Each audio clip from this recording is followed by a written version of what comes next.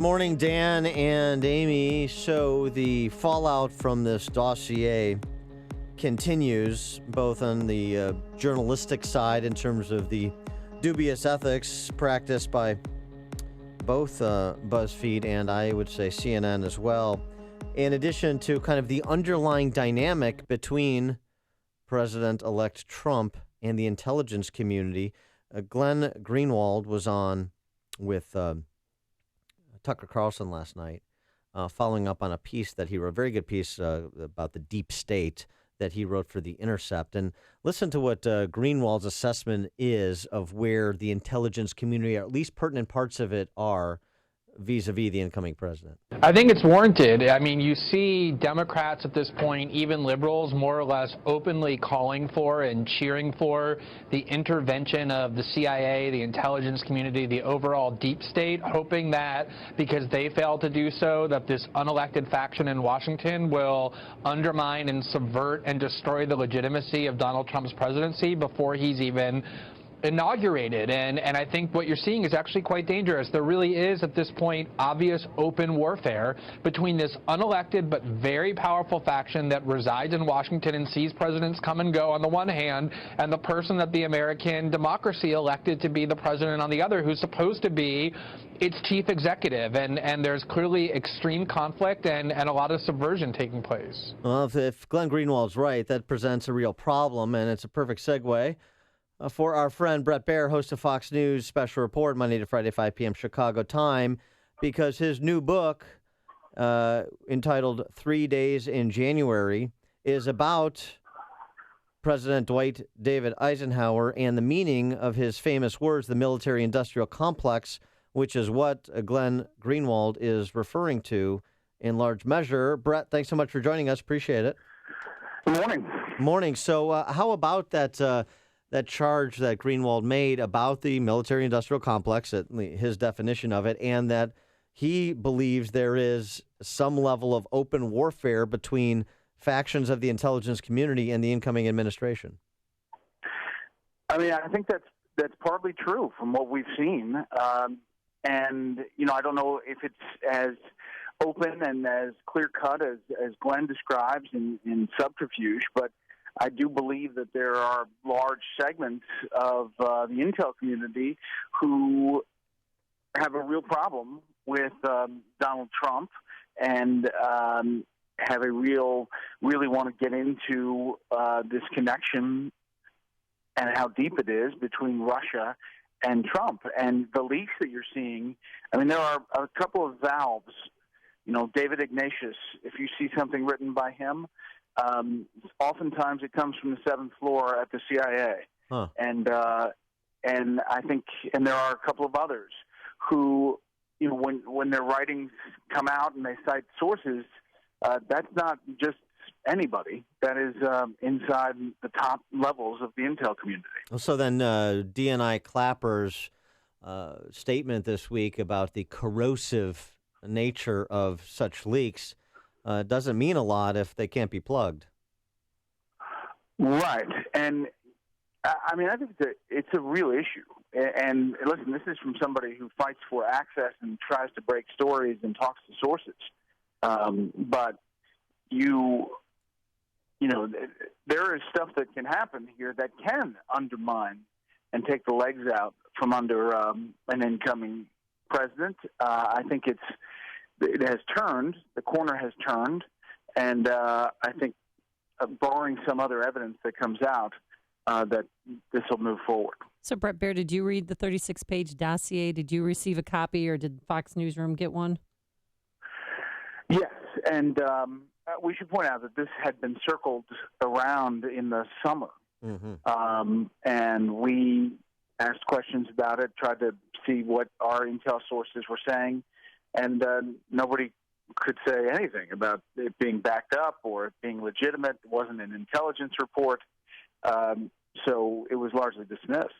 Well, I'm sorry, but on that score, I mean, so this is part of the debate, the damage control that CNN was doing in the last 24 to 48 hours, where Jake Tapper and Anderson Cooper are rushing to distinguish what CNN did with their reporting from what BuzzFeed did. The main distinction being, well, we didn't post the 35-page dossier. We just reported a story about it.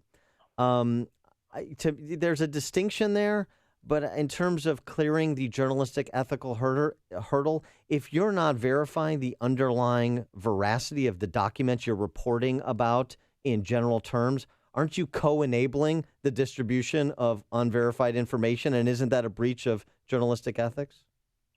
Yeah, I want to be careful here. I think CNN is different than BuzzFeed as far as what they did.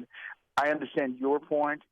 They are saying that they reported that the intel community presented this document and its existence and showed it to both the president and the president-elect. It doesn't seem like the president-elect got that same briefing, but Vice President Biden talked about it yesterday. So part of that is accurate. And I also want to be clear that, when there's this big tidal wave led essentially by the president-elect against the news organization, I know a lot of journalists over at CNN. I've worked with them along the way, and they're good, solid journalists.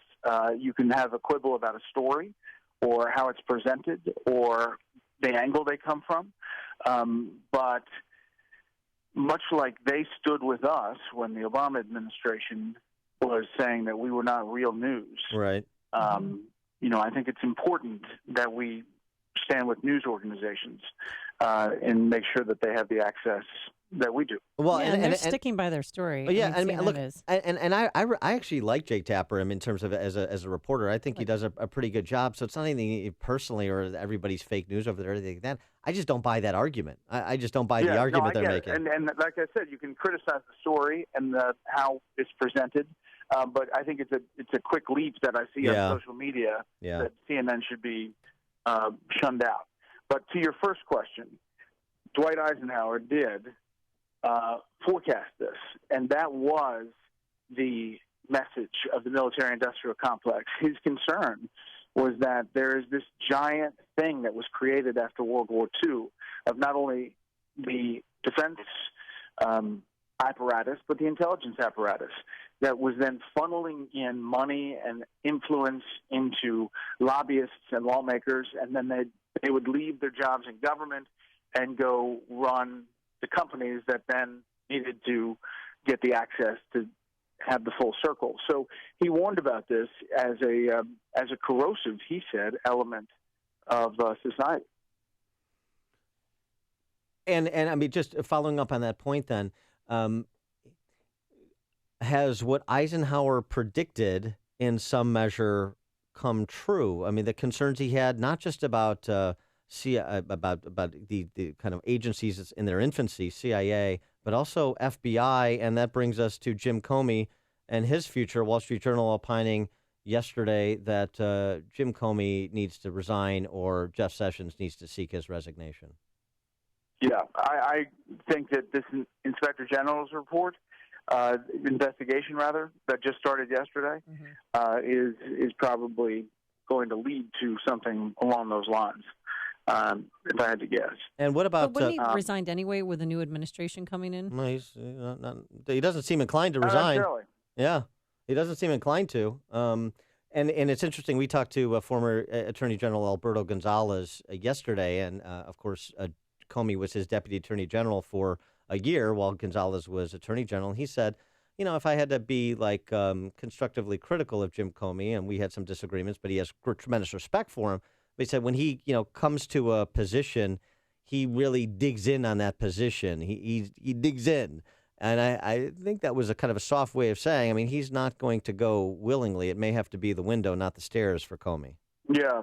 No, I think you're right. And listen, let's look back. And as you look back, the reason, and Democrats point to Comey's letters as one of, and maybe the reason Hillary Clinton loses, the real reason that happened and the way that Comey acted the way he acted, was because Loretta Lynch met with President Clinton on a tarmac in Arizona for 30 minutes and essentially had to recuse herself from the oversight of that investigation.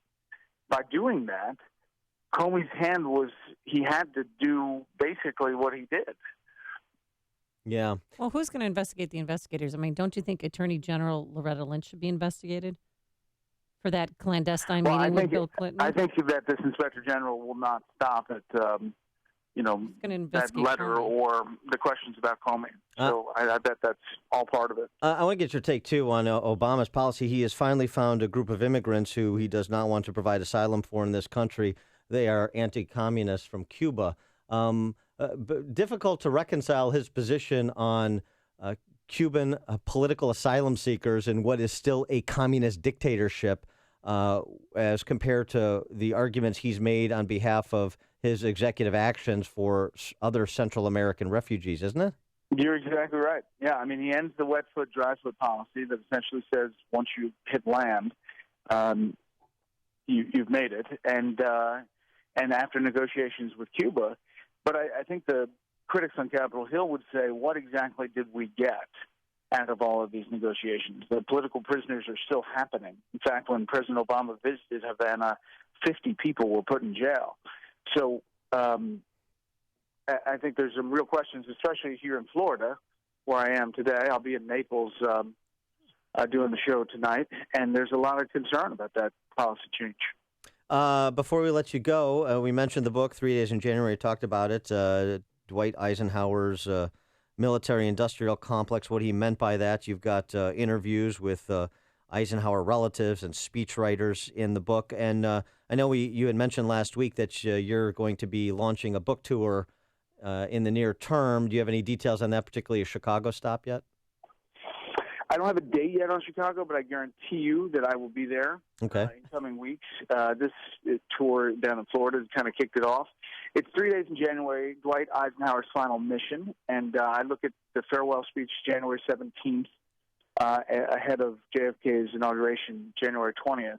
But it's not just a speech. It's about a narrative of that time, and we use that moment to kind of bounce back to President Eisenhower's presidency and all that he got done.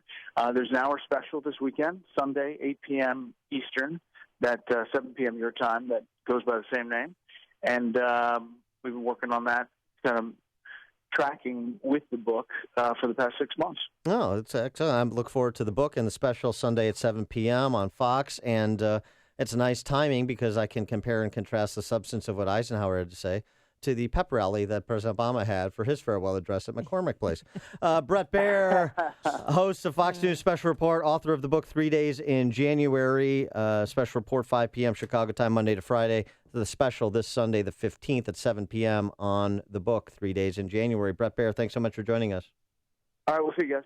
And he joined us on our turnkey.pro answer line. If you're